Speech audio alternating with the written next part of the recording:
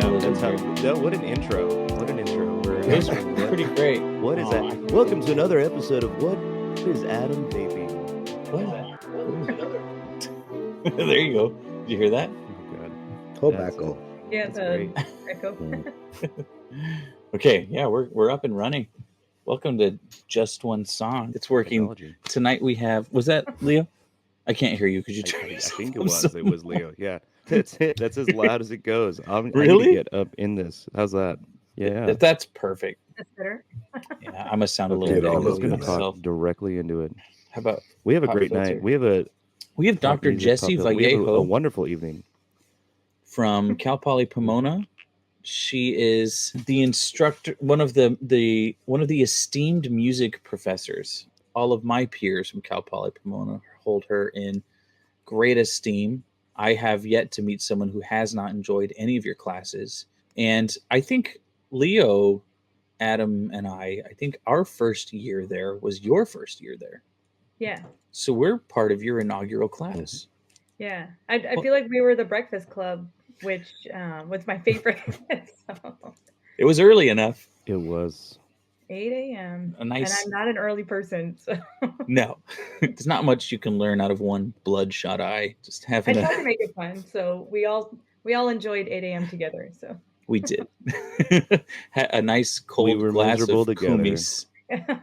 Mm. We had an That was my opportunity first, to make that happen.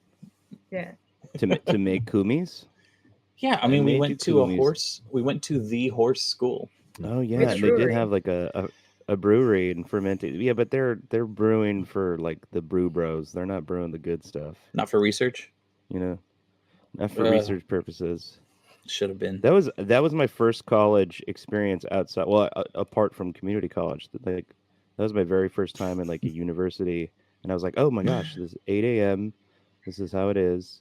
But it was a great class, great professor, and eye opening. And we're glad to have you here, Dr. yeah, V. Thank you so Right. much for being available.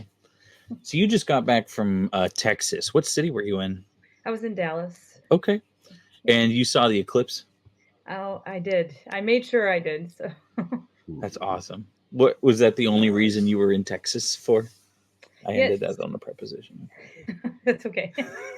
I feel like colloquially, when we're speaking, that's common. But if you write it in your paper, then I would judge you. As you should.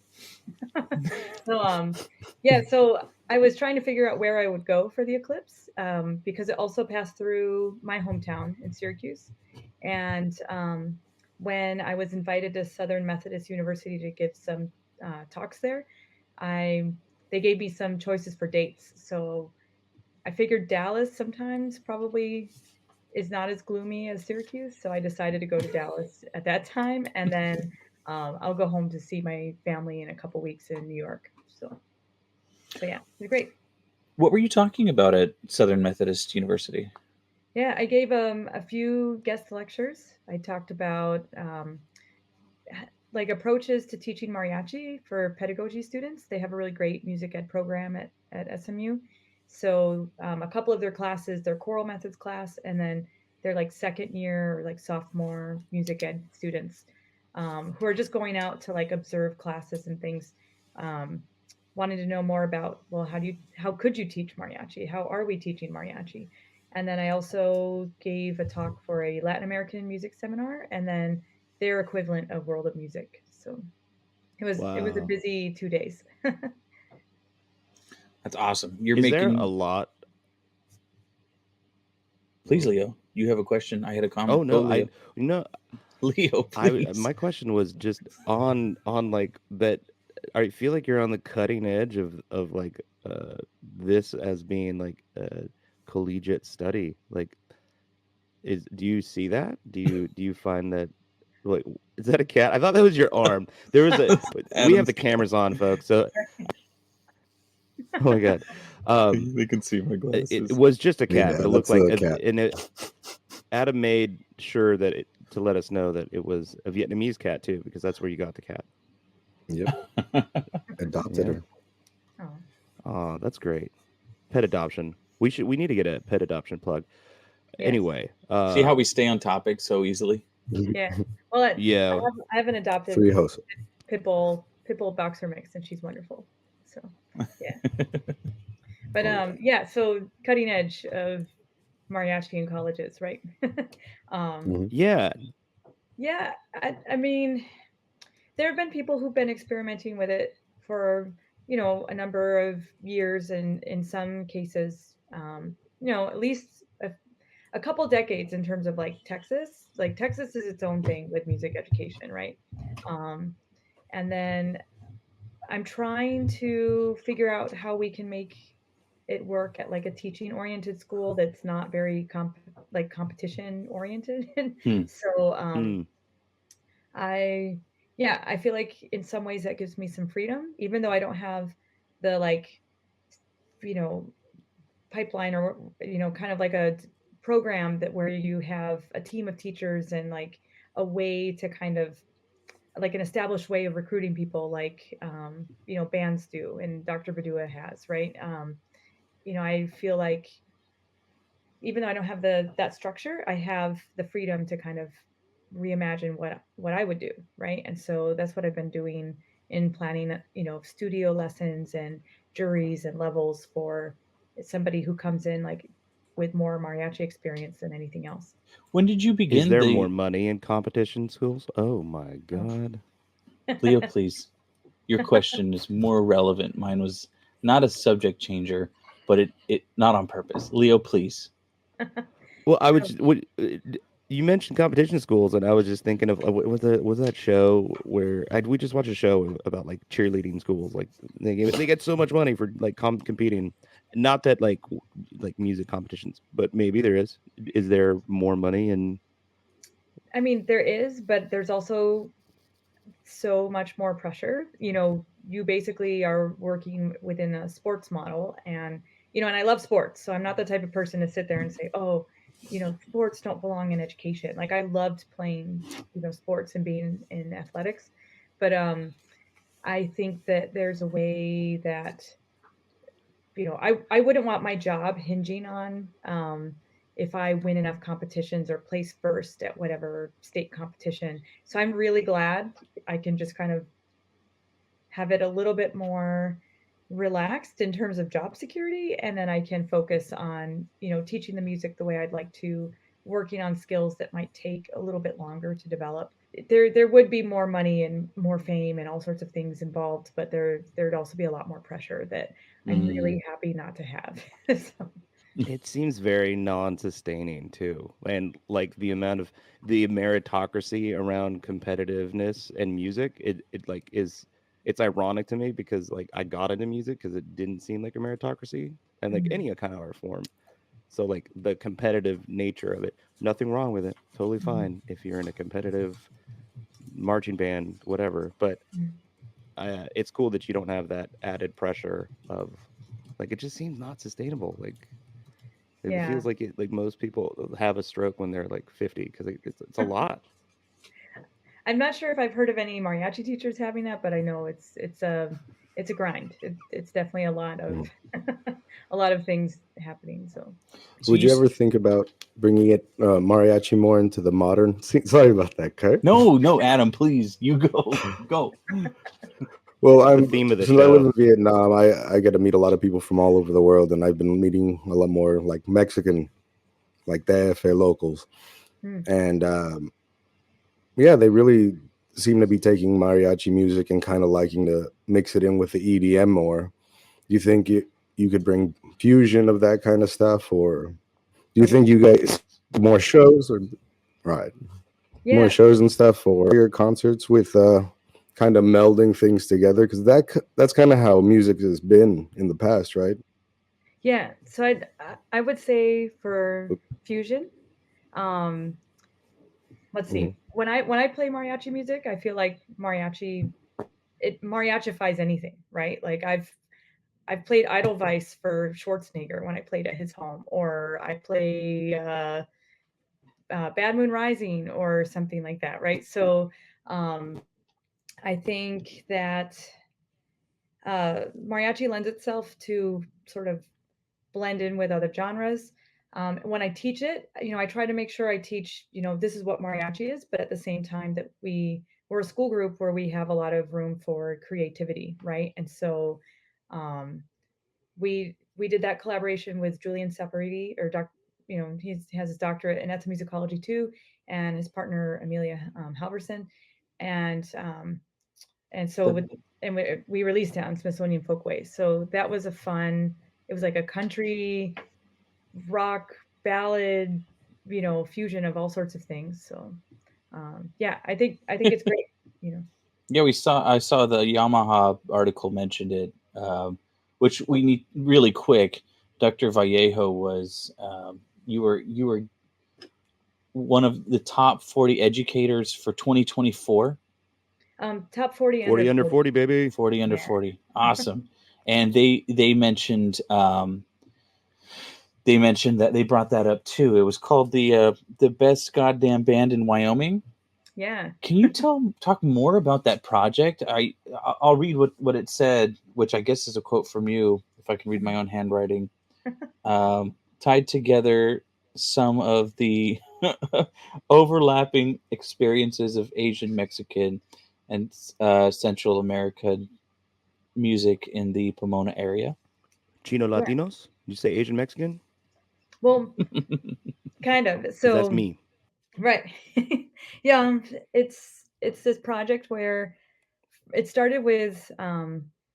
Saporiti's work, and so he released the album that it's on, 1975, and he released that music video. It's like one of the first singles, and it came out after I moved into Pomona. So right at like January 2020, I decided to move to Pomona, or December 2019. I decided to move to Pomona. I was sick of the commutes. I really like downtown Pomona. Like, I know, it has it's rough around the edges in some ways, but I like my neighbors. I like the community. I like that it's artsy. I like that it's like a city that can, and we all hope it can. And um, so I moved here, and I was walking around town listening to that album, early on in the pandemic. So this came out in 2021. And so I couldn't stop listening to that song. And I noticed that in the first verse was a mention of Pomona. And because it was about the Fairplex and when it used to be an assembly center. And so, I was going through all sorts of, feelings, I guess, as we all were during the pandemic, and reflecting on life and our life decisions, and, what could we do to survive or help others during the pandemic. And also at the same time, I was performing at the Fairplex for children, migrant children who were stuck at the border, separated from their families, and then were put into essentially an assembly center again 80 years later.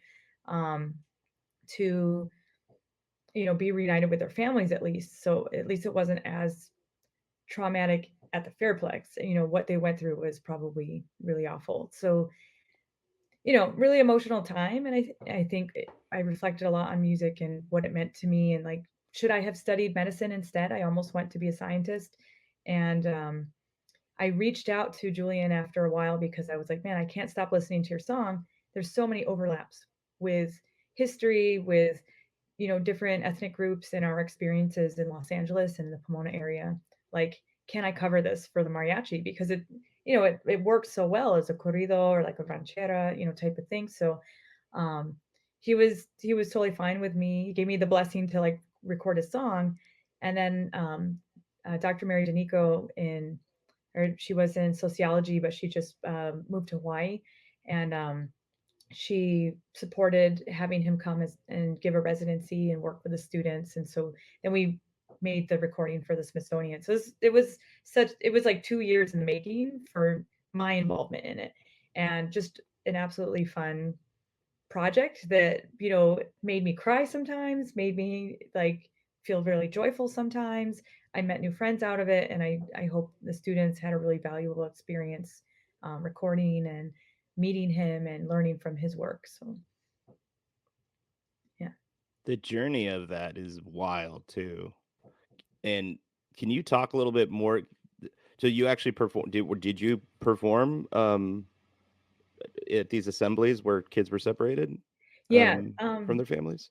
Yeah, so I performed. The mayor of Pomona, Tim Sandoval, had asked me if I could help get him like a mariachi group together to go perform for the kids, and so he did a bunch of things to help support what you know there were so many people involved in that center, or it was an emergency intake center, technically speaking. So he helped set up like haircuts, and then he wanted entertainment. So we went and played for them for like lunch. And then later, the DAW Center with Margaret Eichel, she also helped coordinate some of the performances. So I performed for them 3 times. Every 2 weeks, you had like new kids coming in. Usually it took about 2 weeks for them to get placed with their families or an extended relative. And yeah, it was pretty emotional. You'd see like a bunch of teenagers who are just trying to have fun and, you know, probably were enjoying not processing what they were going through yet and just like being around other teenagers. And then you saw a lot of like their younger siblings who were with them who would like cry and they had no idea what was going on. So when we played for them, it was fun in the sense that they all wanted to be serenaded for their birthday, that type of thing. Like, oh, give me attention, like, and then play like Los Angeles Azules. They love, all the cumbias that were big on the radio around that time. But yeah, I saw a lot of like the little kids just crying, that they probably were so overwhelmed with emotions every day. So, yeah, I've been really like thankful that I witnessed that because I know so few people get to see what goes on in those situations. And being able to listen to this, because that's part of the story of like recording a song. Like Mhm. people just hear the 3 minutes or 4 minutes of the actual recording, but like that's all part of like the baggage that you brought into that. Not baggage, but like it's part of the context of how that song was created. Yeah. um that's amazing. And it's it's poignant and important, but you can't like, I guess you being able to discuss how that journey to it being recorded, it means so much more. So like, listeners that are listening to this podcast, or me when I listen to that recording, Mhm. and even for you, that must stir up, you know, uh, the same emotions you had uh, when you were there. Yeah, yeah, for sure. I cry a lot more easily these days after the pandemic from all of those moments. But yeah, it was so great. And I think like, Julian and I have similar stories of being like mixed heritage, um, and growing up in like small town America, but I grew up in the north. He grew up in, Nashville, like south basically. And, we have so many similarities, but grew up in such different contexts. He's Vietnamese Italian American, I'm Mexican Italian American. Um, so we had a lot of fun, and we both are like diehard OG Weezer fans. So we really bonded on that trip, and poor Adrian and Amelia had to hear us like sit in the car and talk about Weezer the whole time, and they just Time Oh, well as one spent. should. Time well spent. Yeah. yeah. That's a band that lends itself really well to corridos and mariachi. I feel like you can do a great Buddy Holly with a mariachi band. Apparently, I just need to do the whole Blue album and Yeah, go on tour. Ooh, that's what you should Azul. do Just on your call it Azul. sabbatical. Yeah. Yeah. Record the entire. That would be gnarly. There's Yeah. you were talking about how so much music lends itself to mariachi and corridos. They're really popular on like Instagram and TikTok. They're called the Easy Band Yes. with Oh, yes, yes. I Yes. love them. but They're like every awesome. time he'll do a cover and I'm like, oh my gosh, you can do. And then it just reminds me, I was like, oh, music, like you can play this with in uh, any style really. But yeah, it's just it's fascinating to see how like other people are able to like put it in a completely different genre. Yeah. Nope, that was my chair. That wasn't me, I swear. Oh, I didn't hear probably can't pick it anything. up. Okay, perfect. I shouldn't have said anything. I see. I You made it just awkward. told on yourself. That's all you Ruh-roh. did. Give me a second. So Adam is like not recording. He's bugging out. So I need to stop the recording real quick. If Okay, are you guys okay with that? sure. It's not like we're not like killing it on the stream anyway, which is fine because we get all our views on the back end, and it's Friday night. Yeah. I'm being honest. We're the responsible adults not going out and doing things on Friday night. Adam, Dude, I'm it's in my 30s. Saturday morning for Adam. That's only Yeah. some Fridays for me. Some Fridays I'm out there playing gigs and doing things, and That's right. We were lucky that you didn't have a gig today. yeah, last Friday I did, and then I'm pretty sure I got food poisoning from it, so that was great. Oh, fine.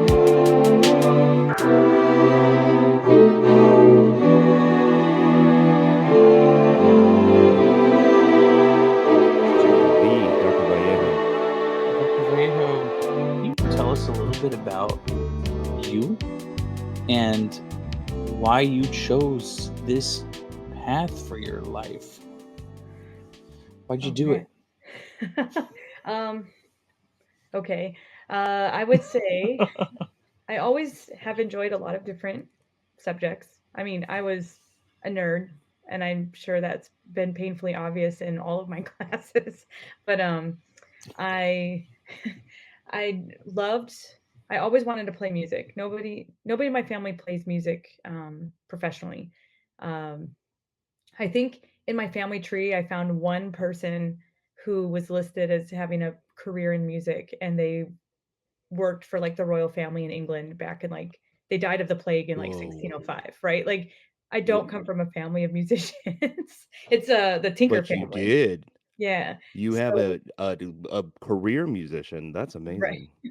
A choir clerk. But my grandfather, my Italian grandfather played trumpet, and I never heard him play though. And I also always wanted to travel. I loved doing science fairs. I liked doing storytelling clubs and like the Moth, and yeah, learning languages. And so when I was in high school and I learned about the field of ethnomusicology from a guest conductor, I was like sign me up. Like my job can be to just travel, learn languages, learn music. Like how could there be anything better, you know? So the way I could get there is that there aren't really ethnomusicology programs for undergrad, which I didn't understand why at that time. Now I do, and I'm okay with it. I think it's a really I think you want to get a good experience in like music, or music education really prepared me well because I learned how to learn. I went in, and I always loved teaching anyways, so I um, got the music ed degree, taught orchestra for a year, and then applied for grad school. And I had no idea what I was going to do after I graduated. I worked 6 jobs, and I laminated papers, and I organized safety binders for the theaters at UCLA, and I wrote grants for um, LED lights. And so if you go see a show at Schoenberg Theater at UCLA, all the LED lights, I got those. I got them like $300,000 worth of gear. And Lasting so, That was legacy. you? That was Wow. you. yeah. We were there the other day, Leo and I. You flew all the way down from Tigard. We were like, those LED lights. I'll bet you Dr. Vallejo had something to do with that. I Oh, yeah. said these things are lit. Oh, Oh, nice. and they're green. They're gonna last For forever. Yeah. for our listeners, what was I Yeah. guess just what is ethnomusicology for the unbaptized, and what made you fall in love with that? So it's studying people through music, right? People, society, groups of people. Um, and sorry, what was the other part of the question? And what made you? Why are you such a? I guess you're like an evangelist for ethnomusicology. Like, why do you love it so much? I just love that you get to explore issues, or like examine society through one of the most, I think, enjoyable things that people do. Hmm. Music, sometimes our topics can look at things that, I guess, context of where maybe it's not enjoyable. Like I wrote my article on funeral music, and playing mariachi for, during the COVID pandemic. Um, but I just love thinking about arts and music, and also kind of blending in some of my science background and understanding, everything from a little bit of botany or a little bit of epidemiology, with some of the broader questions I have about music. And so, and as much as I love the sciences, I like that in the arts, you don't always have a right or wrong answer. And what you do won't always, I don't have to worry about like the sweat, dripping off my forehead while I'm trying to like cut a vein for surgery or something. Like that type of stuff would stress me out so much. I think because I was really bad at the game operation, I just could not imagine myself doing those things. So, I really like that it's so flexible and so many people can have different opinions, and it really just makes you think. There's a lot of there's just so much to learn. So What was it about games in the 60s through like the 90s that they weren't fun? They were just like, "Hey, let's give you fucking anxiety." And then you like, "Don't Wake Daddy." Do you remember that one? Operation was another one. yeah, Where it's like, Hungry "Don't Wake Hungry Daddy." Hippo of just Hungry like Hungry Hippo. You're like, "Ah." There was Yeah. the one. There was the one with the alligator teeth, alligator Yeah. dentist or whatever. Yep. Have you seen the people Alligator modify dentist. that? Oh my God. They put like Yeah. X-Acto blades on the teeth Oh at the top, and he just like, dude, that's or That Jenga. is Jenga. Jenga. Oh, yeah. Yeah, none of those games are enjoyable. The Don't Oregon break the Trail. ice. The Yeah, Oregon, those don't games. break the ice. Yeah. Don't Wake Daddy was Arrows. weird though. Like Daddy, you probably need to get put in another home if Daddy's getting that angry at you when you wake him up. I don't think child abuse was in the manual or No, it would in just the it backstory. was in every home in the It's 1960s. yeah. It's the I don't American think, way. but I don't think it was the lore of the game, Leo. The Lore of the Rings. There's a famous Lore. picture, and since we're on the topic of ethnomusicology and Is that the games that give you topic we're on? anxiety, there's a picture. I think it's Francis Densmore, Yeah. and everybody knows that picture. It's Mhm. there's a Blackfoot chief with a headdress on, and they have like an old gramophone, and Mhm. they're just recording. I don't know what they were recording, but I have the picture pulled up on my phone. But Yeah. when you're talking about that, and that's what I think of ethnomusicology. But this is what is important for you, people like you, and you specifically as an educator, because, like you were just saying, you worked 3, 4 different jobs while you were, trying to figure things out and pursue stuff. I was doing the same thing. I was never exposed, and I could probably, Kurt and Adam would both agree, never exposed to music as a thing of like, it just kind of like a nominal thing, right? Mhm. Never exposed to it as a field of like study history that has a context and culture and society, sociology. So having an educator like you, where you were able to break it down in a way that was like, it was digestible, but it was also fascinating, I think is super important. Because we were talking about music being such a meritocracy. Even Mhm. now, like the music industry, it's the same way. Mhm. We were talking about music competitions and how like that's a meritocracy. But when you ethnomusicology, I just feel like it lends itself to being like, hey, like this isn't a race, this isn't a game, this is just, it is what it is. Like we're observing the things as they are, and that's fucking cool. Yeah.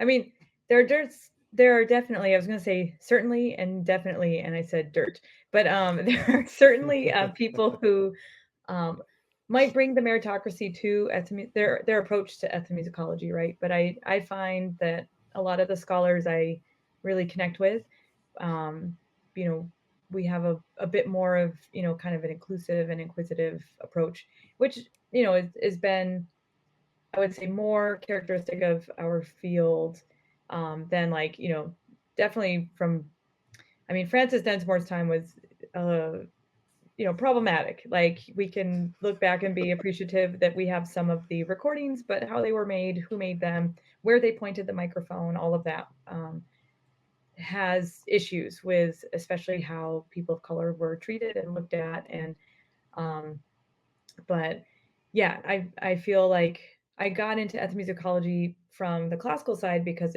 for me it felt like I could be more, um, I didn't have to work so hard to like play Mendelssohn in a way that everybody would approve of.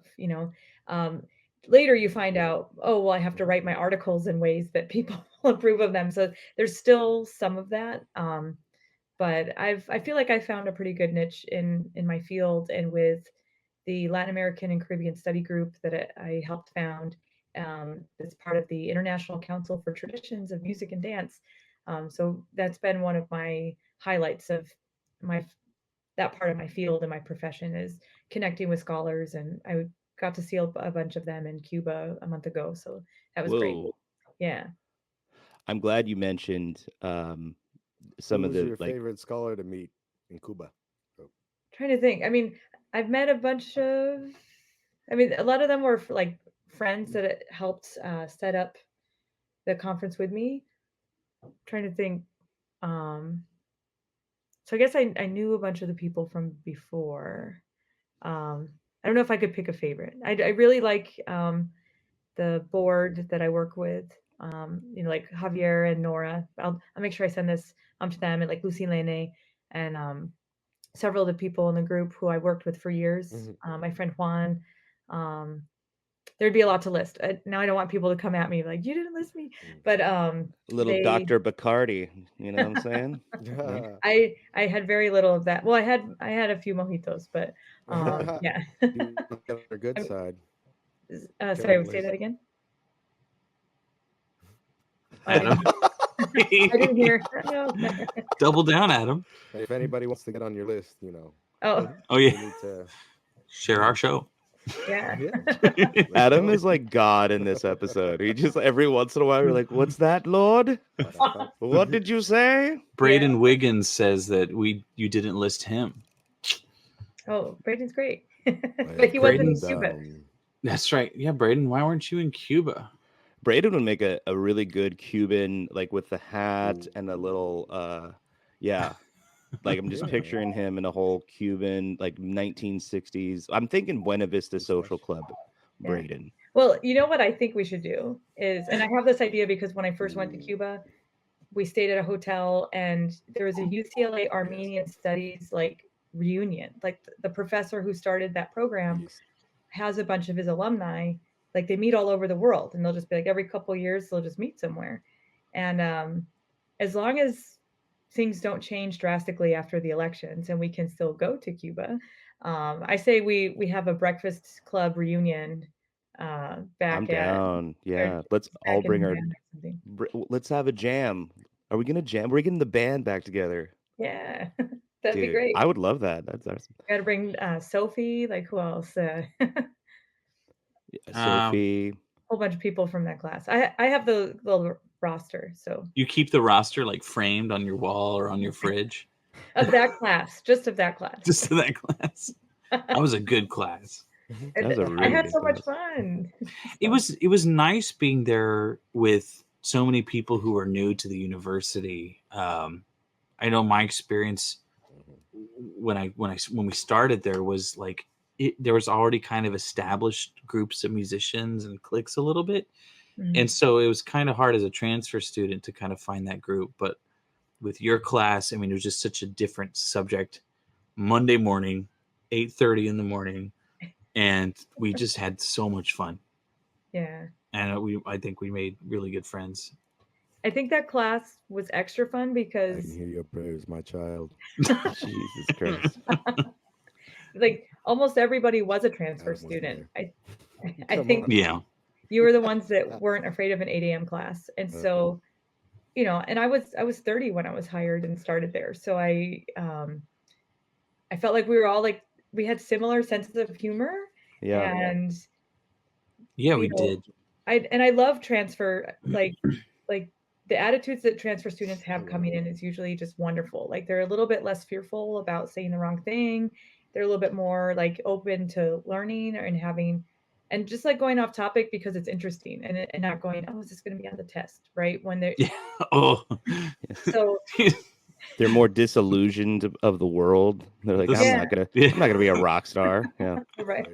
Yeah, I think I was like 29. I was like a couple years younger than you in that class.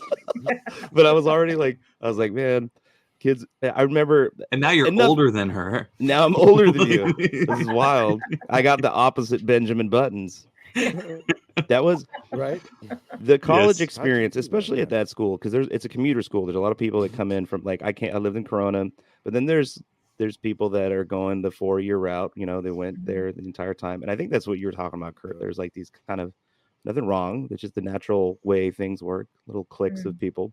But then you Yeah. had kids like us, or old men like us, that were like, I need to get a fucking degree to get a job. I'm gonna be working at BJ's the rest of my life, folks. BJ's is a pizza house. Yep.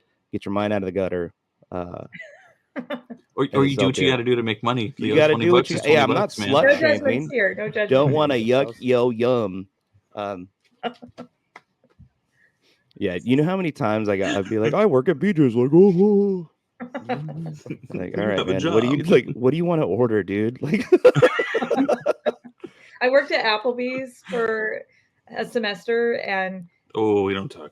We don't do that. I was No. a hostess, and I would never. I'm not a fan of Applebee's to this day. That was a hard job. you paid for the semester. I mean, you had to do what you got to do, right? Yeah, that was when I was student teaching. So I would do double shifts on the weekends Ooh. and Apple usually work baffles. Friday nights, and then I would work like a day job with the teacher all week. And I had a Oh, wow. I had a laundry basket of summer clothes that were clean that I never put away until after Christmas because I was just so busy I didn't stop. Smart move. I mean, you didn't have to do laundry. It's efficient. It's an efficient lifestyle.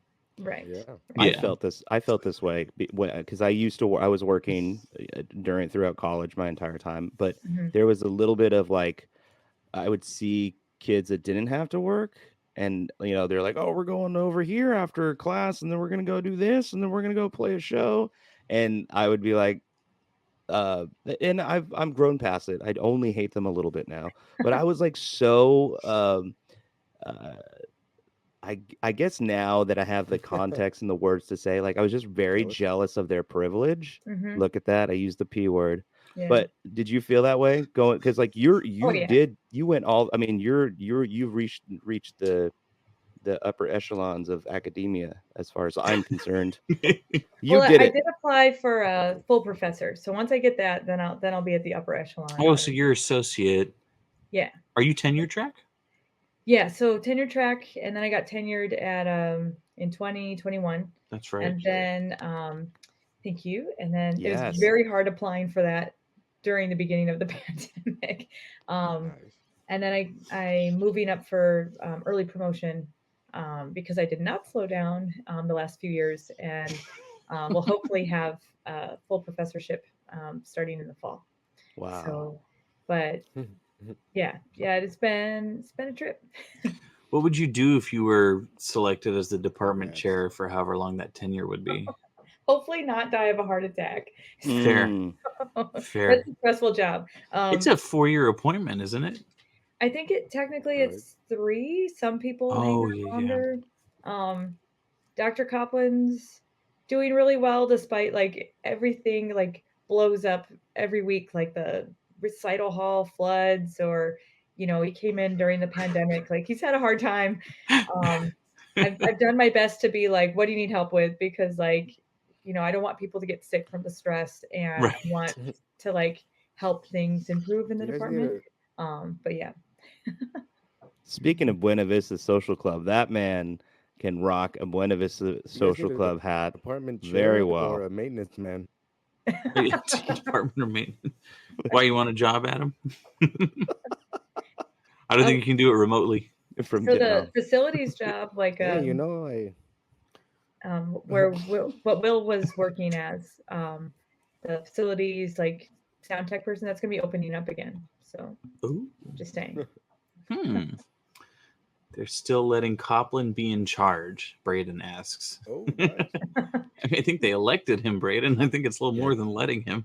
Yeah.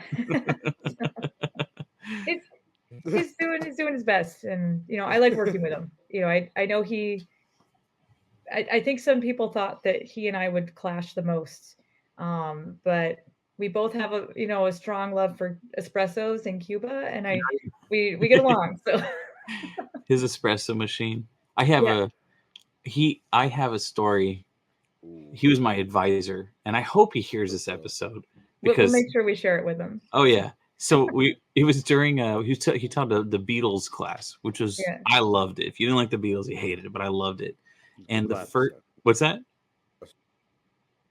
Adam, turn your mic up again. Lord. My mic's There you not go. Are going you up. Handsome. there? That's better. Can you hear me? God. We can hear you fine. You sound good. I want you Adam's to like read. the drunk guy at the bar that just screams in the middle of like, we're trying to have a nice dinner right now. He's and got that like the guy keeps perfect. interrupting us. He has the perfect heckle, but because of his Yeah. his Wi-Fi, he's like a couple beats way too late. That crazy person keeps talking about a Vietnamese cat. It's weird. I hate LA. Yeah.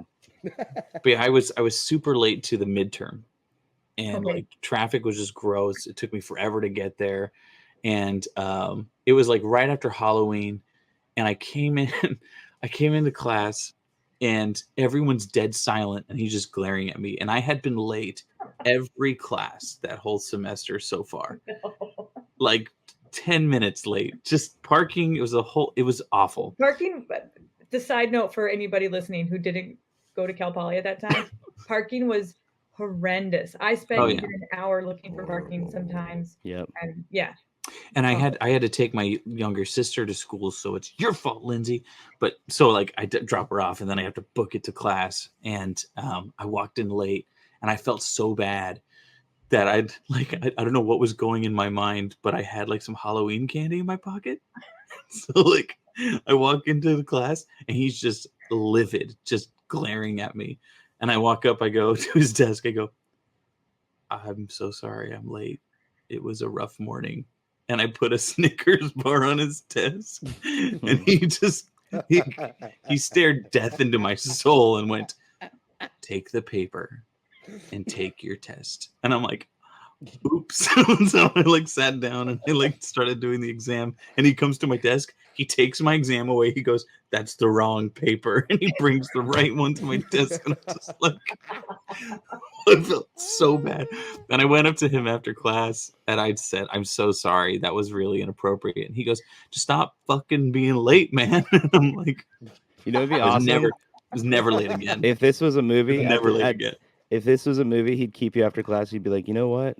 That's what John and Paul would have done, and then he would have given you an A+. It's a Beatles class. This is Quit being a Pete Best, Kurt. Yeah, do you remember like my first day, or like our first day in that class, and then nobody warned me that traffic gets bad around campus, like to get onto campus, right? And I was thinking, coming from the west side, I was like, oh, I'm going east, it'll be fine. There won't be any traffic. I did my whole orientation the week before. No traffic, no traffic, no traffic. Getting there for like 8 and 9 a.m. Nobody told me like, oh, Mount Sac starts the next week. Oh my God, I forgot about Mount And Sac. so I was driving in. I was going to be 45 minutes early. I'm on the 57, and then like remember the train used to run, and it would block everybody getting off of at Temple, and then so I was going to try to like swerve out and get off, but they had those those big construction trucks that carry like all the gravel, so they're like 3 giant sections of gravel, and I was blocked by 2 of them, so I couldn't go around and then get off and re-go up, whatever. And so I had to call Kim when it was like 15 minutes from class. I sat there for half an hour. And oh yeah, Kim, it's 15 minutes past. right? I'm off to a rocky start because of the gravel. Yeah, totally. Man, you're good at this, Liam. But do you remember Kim went in and she like told you all like you can't leave and the 15-minute rule isn't true, and I just like busted in, just angry at myself because when I took 8 a.m. trumpet and trombone techniques, I was late every day because I was an insomniac. I just didn't sleep, and I was a first-year student, and just trying to like get enough sleep after playing Rummy 500 with my friends all night, and like, and I would just like walk in every day for the whole semester late, and then I slept in through the final exam.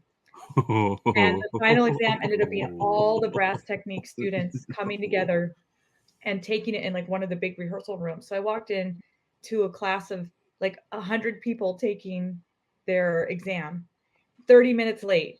You always know it's a bad sign during the semester when you wake up, you're like, I feel so well rested. Like, why do I feel so great? And you're like, oh, because I slept in through class 30 minutes. And then you feel the worst you've ever felt. right? And I Oh yeah. bust in terrified, and the professors look at me. The trumpet professor just is like doing the same thing that Copland did to you. And then also The all the trombone students, professor just goes, womp, womp. I wish. That would have made it less awkward, right? There's Adam. There's Adam. Is he choking or laughing? Both. But I took that exam so fast, though, so much adrenaline that I finished first, and I think they looked at me like, and I still got a 3.8 in that class. So, Look at that. but that's why I always have a soft spot for people, because it's like, I feel like my life sometimes is that, to think that I saw it on Mulberry Street and the kid going through and thinking of all the crazy stuff that happened, but half of that actually did happen to me as I'm trying to get someplace. But I mean, Oh, Dave's right. He's like, you got to stop being late, because it's hard. You can't do that for gigs. So yeah. And then spring I was on time, and then the next fall I fractured my kneecap, and I was late every day.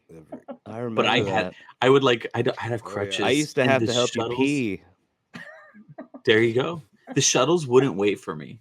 no, I'd be like, They're "I'm like, coming, fuck I'm that coming." guy. Like rowing a boat. Drive It felt away like as fast as you So can. I'd be super late.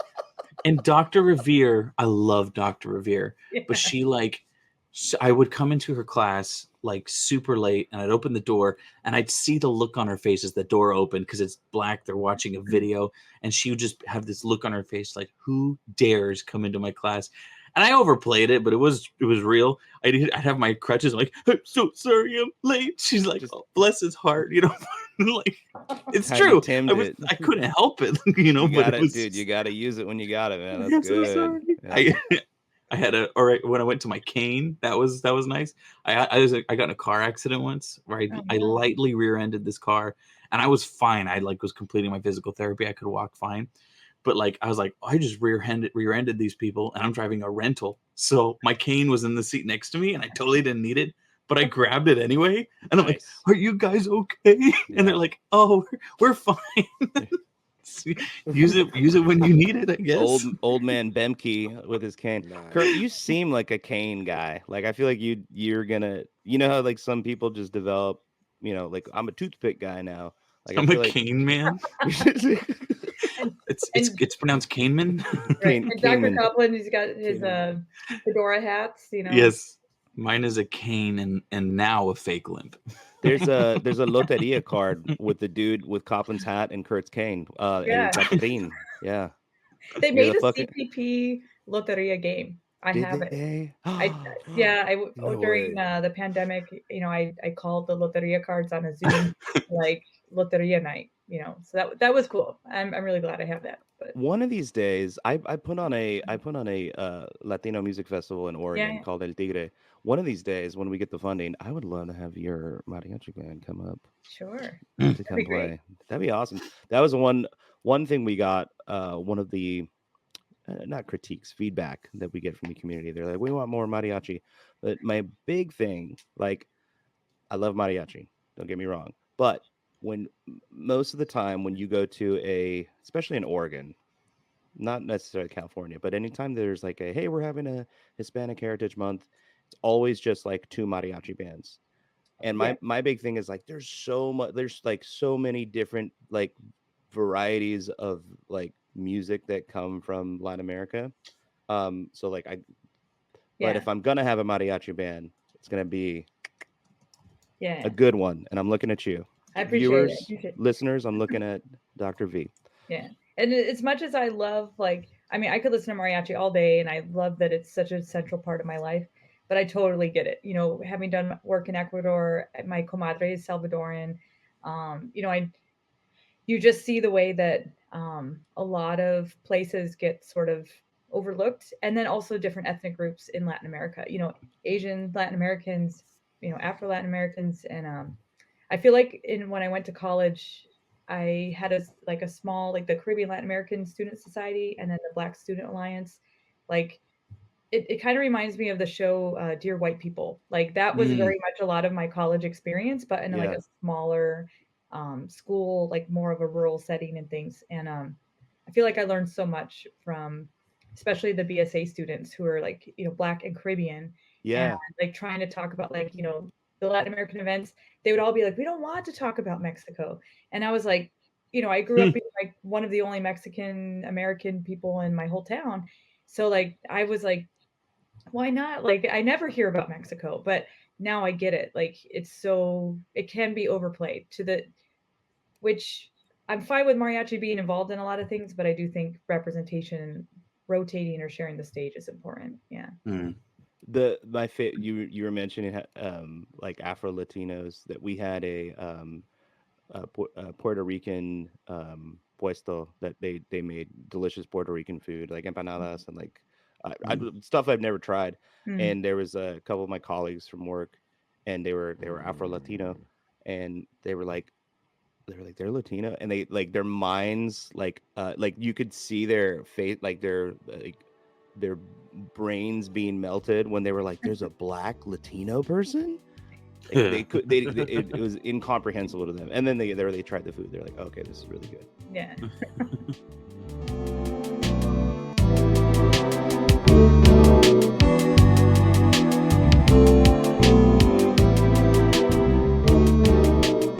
I want to ask you, Dr. Vallejo, I don't mean to switch gears too much, but when it comes to your experience with, we're using the term music academia, but when it comes to your experience with that, how is it different now versus when you were, or your experience now as a professor versus when you were learning, when you were a student?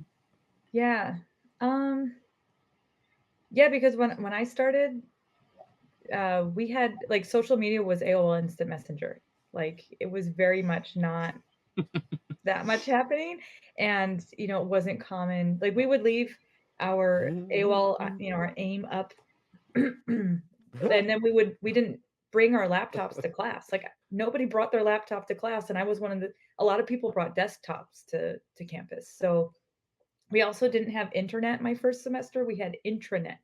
So you could like share files with everybody on campus, and there are all these like scandals of how people could like copy things, or like I don't know, all sorts of things that I don't know if I can share on here, because it's this one scandal was ridiculous that It's public one record. Go ahead. told me about. It was, I don't know if this was public record. I think Okay, never mind. there was some inappropriate tape made, and actually like somebody was being slut shamed for it.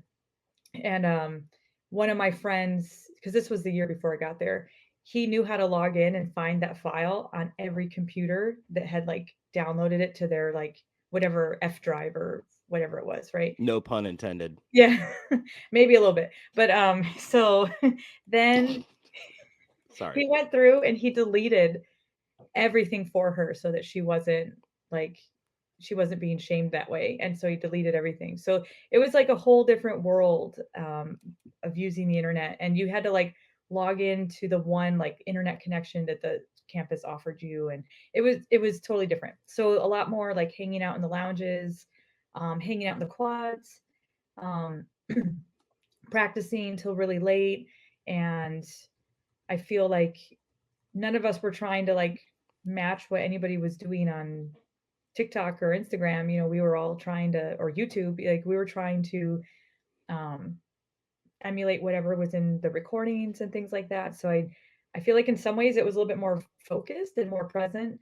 Um, on the other hand, like I liked how we have access to global things that I didn't at that age. So I I guess that's been one of the most interesting changes, is just the technology of like, I was a card catalog kid.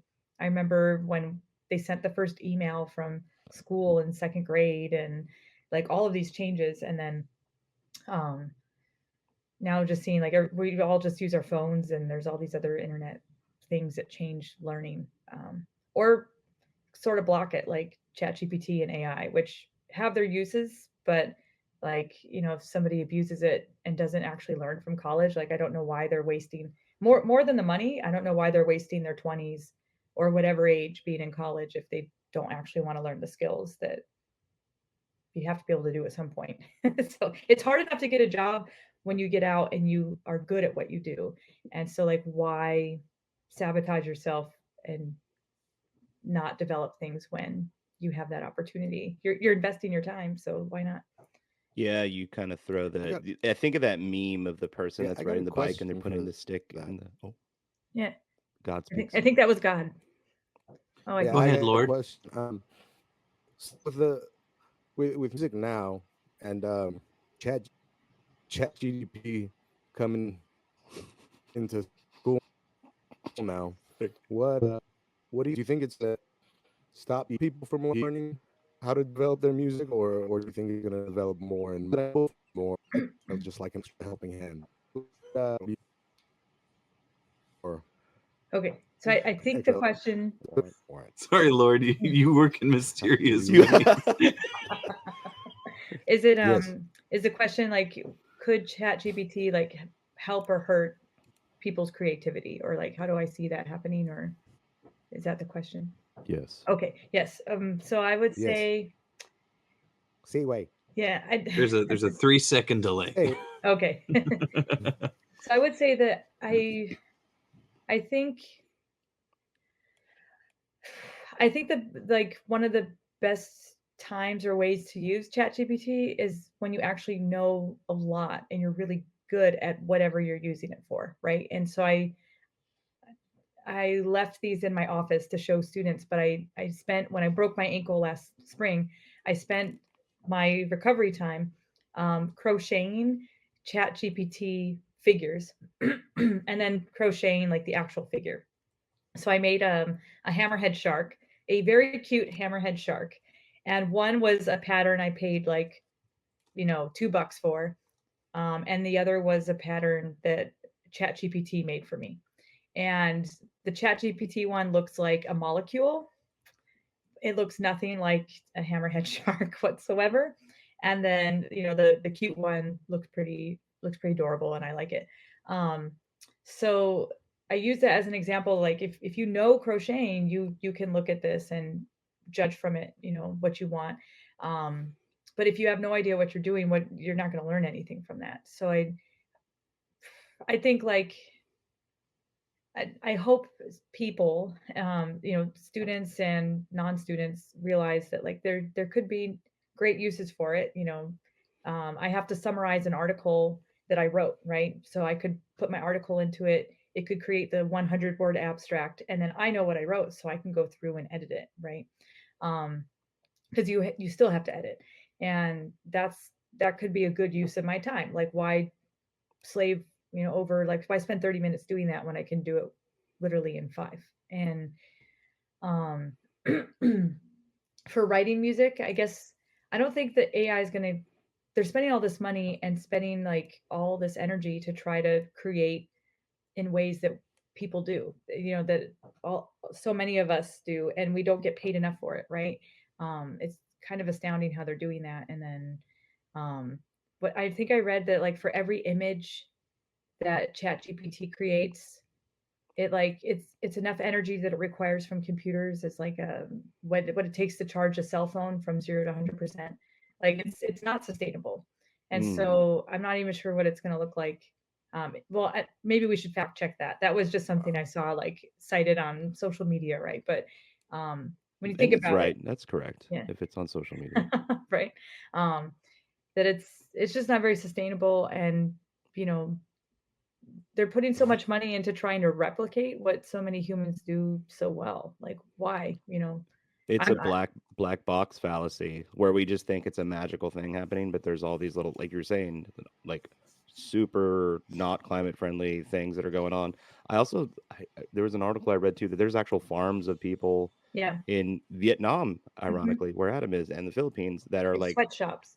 keep making sure that these servers don't go down, so that we Ooh. can make a picture of Joe Biden eating a hot dog while he's flying a unicorn. Like, And then they also test for like all of those little, like, when you have to prove you're not a bot, and it's like click the light, the light bulbs or whatever, right? And like there's people who actually have to sit there for like 10 hours a day and click on what the light bulbs are, so that they're training the computer that then is our like little authenticator type of thing. So yeah, a lot of ethical issues in a lot of this technology and what tech bros are doing, and that's why I like being on the side of thinking about those ethics and the humanities, and maybe a little bit more analog in some sense. You know. I always, when it comes to like Adam's question on AI, and you mentioned, I don't think you said you don't think it'll ever replace actual like the collectivism and the actual experience that we get from music. I always think of like who will ever go pay money. I mean, people do go to raves to go see a DJ press buttons, but like the experience that you have from going to see a live concert with other people of like live musicians can never be replicated by like a computer creating things, unless we're in a simulation. And that's where we're going on this podcast. Oh, yeah, when does that start? We could do that from so far away. But... Yeah. Being in a simulation. Yeah. I'm actually a solipsist, so I believe I'm the only thing that exists, and y'all are creations of my mind. Oh, we're all NPCs in your brain? I'm the main character. Yeah, okay. That's and we're NPCs in your game. Yeah, you meant the game sucks. We're on the topic of music and academia, and you mentioned something earlier on, Dr. Vallejo, when we first started talking. When I mentioned the Francis Densmore photo, you brought up like looking back ethically through the lens, a modern lens of their practices. A lot of the stuff that they were doing was problematic. Could you also apply that to academia, from what you see now as a professor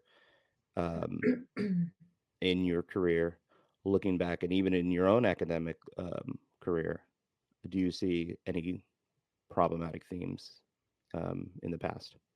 Yeah, I mean, I would say there have always been issues of like abuse and power abuse, and the ways that the university is supposed to be about knowledge and sharing knowledge and everything, but there's a lot of ways that the town and gown relationships aren't very good, or sometimes they're harmed by the university. So like you think about how some universities have like the skulls of some people from from people's research or from nearby areas, or the way that gentrification can happen, or like I know like Syracuse University back home, they buy up land, and in some ways like okay, maybe they're cleaning up parts of the city, but there are a lot of people who've been there for generations, and or some people who come in as refugees and are placed there who just need help with better infrastructure and social systems, and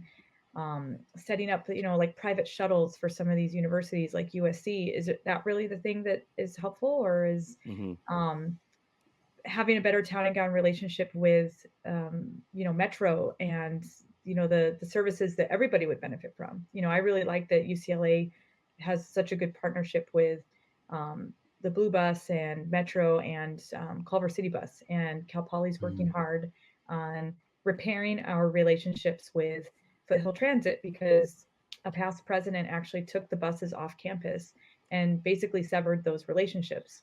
In part because they didn't want people who are too black and too brown, too poor, coming to campus, and didn't want them coming to campus from Chino prison. And I don't know if any of you have had family who've been in jail. I have, and in some cases it wasn't always fair. People were profiled, and it's pretty traumatizing. You think like if somebody's starting their life again, they finally get out. Like I would hope they would look to education as one place that could be renew their hope in humanity or something, and I don't know. We're the transportation committee and I were talking the other day and joking about how like a lot of the violent things that have happened on campus, not that many, but it's usually been somebody who drove in on a car and then like stole something, right? So like there's a reason why it's called a getaway car, not a getaway bus. And have you seen Speed? I'm sorry. Well, yeah. It's a great Cruise Control. Yeah. Oh, the second one with the boat. Wow. Well, both of them. Yeah. I know the Speed lore. Yeah, I think I don't think let's see. I think universities are susceptible to the same social ills that we see in society at any given time, anyway. And sometimes they can be like a little petri dish for that. So the Mhm. Me Too movement, you pick whatever cause, and like there have certainly been ethical issues and ways that universities, despite having things online saying that their morals or their ethics are this, there's tons of room for improvement. So I call that chequity when organizations and universities are like, we stand with Black Lives Matter and we see you on Hispanic Heritage Month. It's like, Mhm. well, uh, you still allow all this other Awareness is one thing, action is another. yeah, right. well, Yeah. it's just the easy route to do, and I've seen that. I mean, even Cal Poly, like, the biggest disconnect for me, apart from your course, and Kurt and I have talked about this before. There's like a really lush, thriving history of like Mexican American, ton of music culture, just like literally like 2 miles away from campus. Mhm. But like we never interacted with that at all, in the music department, Mhm. um, outside of like things that we learned with you, and that seemed like a big disconnect. And it's not like an indictment of the music program at Cal Poly, just an indictment of like maybe like music and academia in general, of like where we've, like you Well, said, like there's people that cut off ties with the Foothill Transit System. They did that kind of like these institutions exist on an island, and they're cutting off ties with the communities that kind of like they wouldn't have been there had it not been for the communities around them. Right. and to your point too, Leo, maybe not look at it as something malicious, but what a missed opportunity. Yes. There's 23 campuses in the Cal State system in 23 different communities.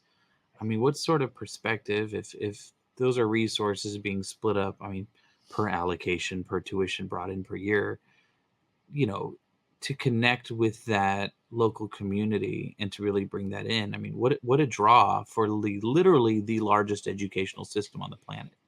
Mhm. I mean, oh man. Now, so I was involved with some activism, my first year of college, actually, for when SUNY Potsdam had their budget slashed, and I learned a lot about the land grant system in those years. I had a whole bunch of time on my hands being a first year student, and so I like did all this research and interviewed the budget director for the campus, and went to NYPIRG, and I made a website that the budget director saw for New York State. And so Pataki's budget director asked, little 19-year-old me to go have a meeting with him. And so I did, all alone. Wow. And I was like fearless about it. I didn't care about their titles at that age. I was just like, I knew the facts, and they were trying to tell me I was wrong. And, I was upset that funding was cut. But basically, let's see, with the land grant system, a lot of these state schools, they were specifically placed in areas that needed like financial revitalization, right? And so I especially think that the CSUs need to stick to their um, our mandate, our charters, to like serve the community. And unfortunately, there aren't always administrators who prioritize those uh, types of projects or make it easy for faculty to do it. And I'm not even just talking about like a figure like a president of a campus. Like a lot of times, there's other AVPs in different areas that, or like people within the presidential cabinet who advise on what to do and what to prioritize.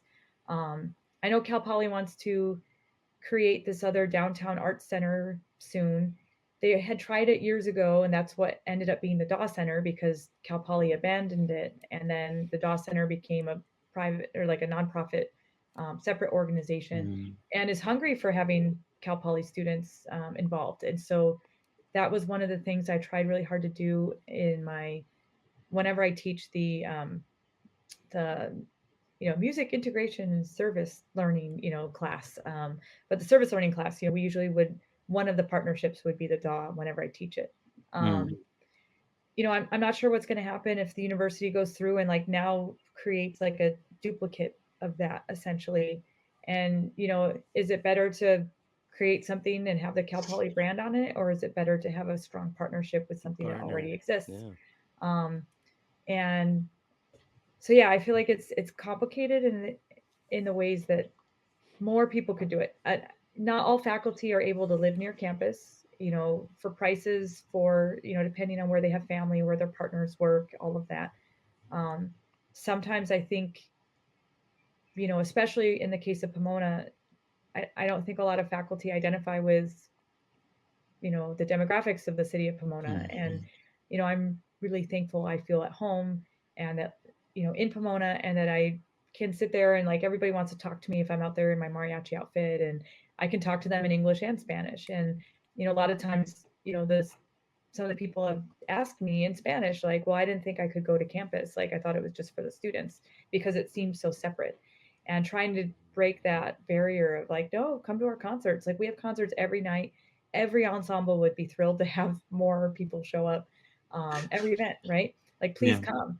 And so I think there's a lot of work to be done, but it really takes pounding the pavement in the sense of like going out there, talking to people, meeting people, being present. There, but a lot of faculty are spread thin, so it's like It's hard.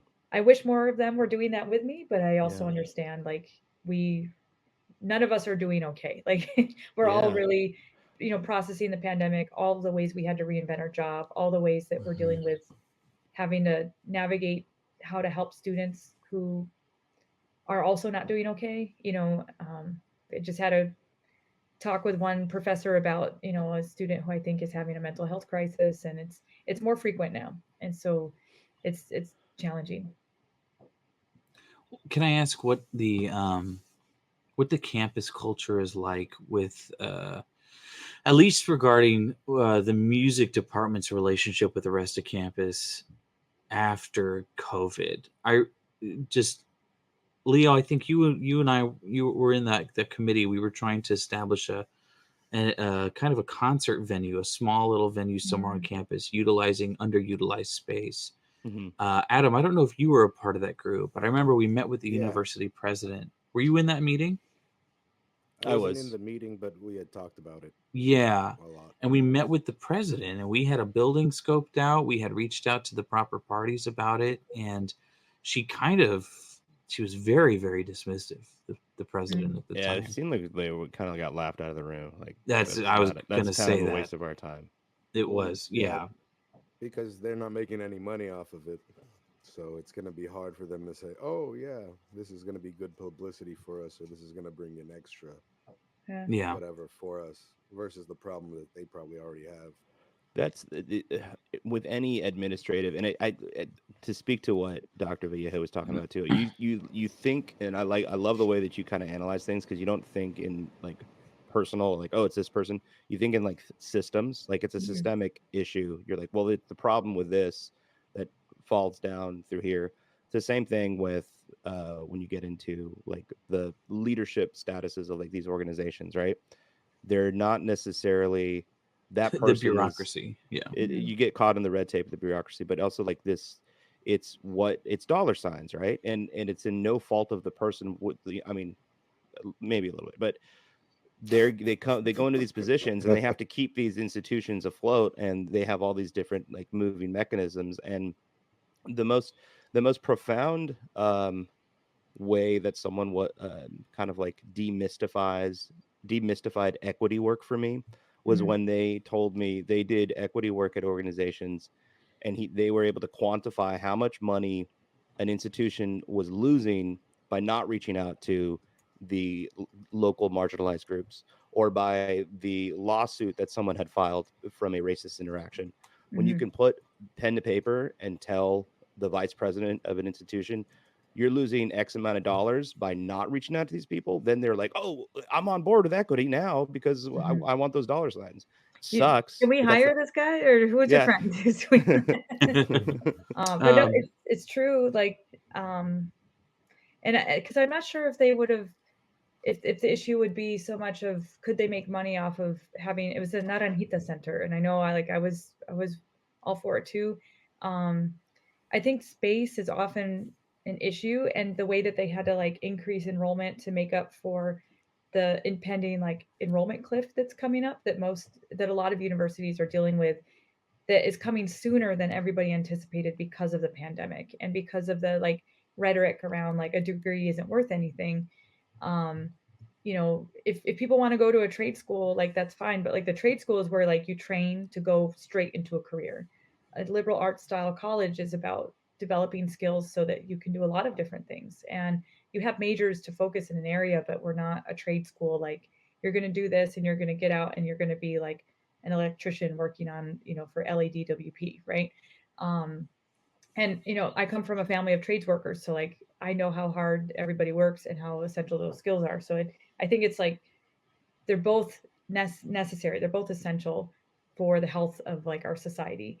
But I it's hard when like they're trying to turn education into either like more like a trade school, and like they're cutting GEs again. So since I've been hired, Mm. 9 units of the arts and humanities and social sciences have been cut from the GE curriculum you all took. 9 units, which means we all lose funding, right? So that's why the college isn't doing as well.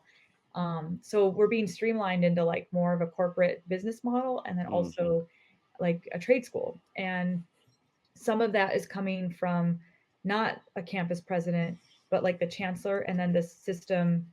There's this like what do they call it? It's Cal, but it's basically a system with representatives from community colleges, UCs, and CSUs, but there are no arts and humanities or social sciences representatives on that. So a lot of these decisions to cut certain areas just because we added area F for ethnic studies has been a problem. So like sometimes the curriculum side is really the area where you can kind of like carve out and make room to support certain areas. But it becomes such a political like minefield sometimes, and so I've been learning a lot about all of that since I've joined the Senate and been more involved with the union. So.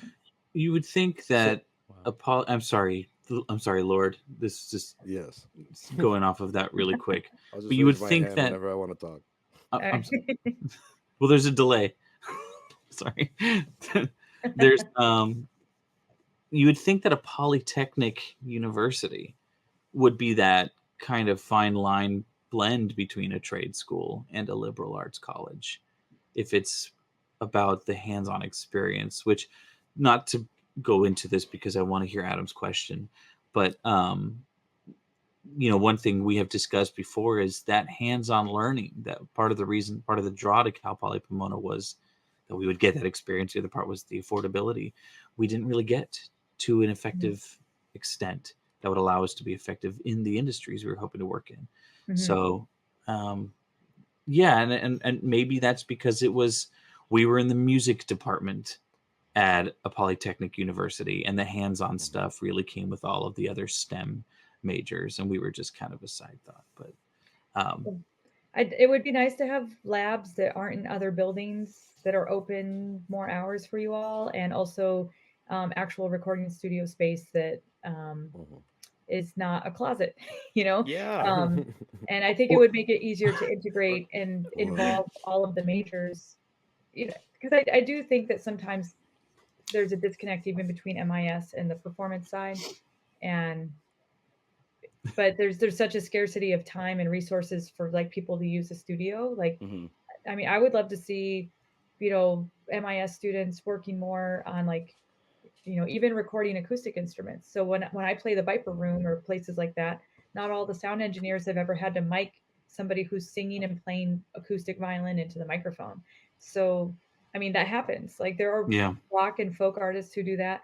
And I felt like that was an experience none of you were getting. Well, I think in a previous episode, it was either Adam or Leo made this point that for all the Steinways that we have on campus, each of those rooms could have been furnished as a small recording studio, or at least some way to facilitate the ability to record yourself and experiment with that.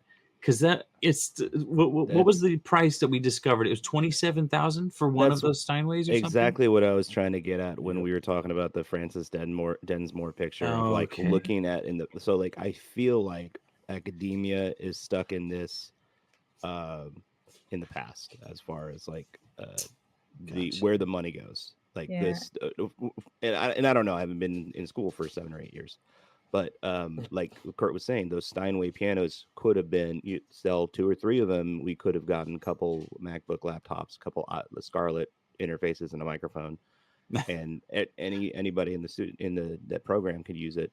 And it seemed like it was very rooted into this trajectory that was, you're going into, there's only a couple different things you can do in the music industry, and these are the ones that we're going to prep you for. And your take on it, you're saying we're gonna teach you just how to, like, give you life skills and figure out how to do a bunch of the different things, because, like, and then you are gonna go out into the world and figure out on your own, is the approach that, like, I agree with that. But it just seemed like a lot of, and it's not just this specific school. It just seems like academia and music in general is so rooted in this. I say it all the time. It's very kind of white supremacist, a little bit. Western classical. Yeah, that's what I was getting at. Western that's the word I was using. Even That's the word. Anglophone, right? Like, one of the things I've tried to do is bring in songwriters and bring in people who are involved in the music industry who are people of color. And not a single songwriting student has come to any of those events. And so I think it's a mix of communication, it's a mix of time, it's a mix of, I mean, if I were majoring in music industry studies and thinking, like, what do I want to do? Like, I would probably go into something and be looking for, like, either K-pop or Mexican regional music, right? Like, globally speaking, like, that's really, they have such a wider audience. I mean, you have a huge K-pop fan base in Indonesia and different places where, like, parts of Korea, Huge. like, it's huge in, like, Navajo Nation. Like, there are tons of people who are, like, such major K-pop fans that, I would love to have more of, like, a global industry studies perspective. I guess it's sometimes people's visions might clash, and sometimes people's energies might not be going at the same rate at the same time, where it's easy to realize that. I mean, we have talked about it in faculty meetings of ways we would like to, like, get back on the same page of a vision. A lot of times when organizations have those talks, everybody rolls their eyes because it's like, oh, we're doing this again. But I do think it's needed. That concludes part 1 of our interview with Dr. Jessie Vallejo. Check back for part 2.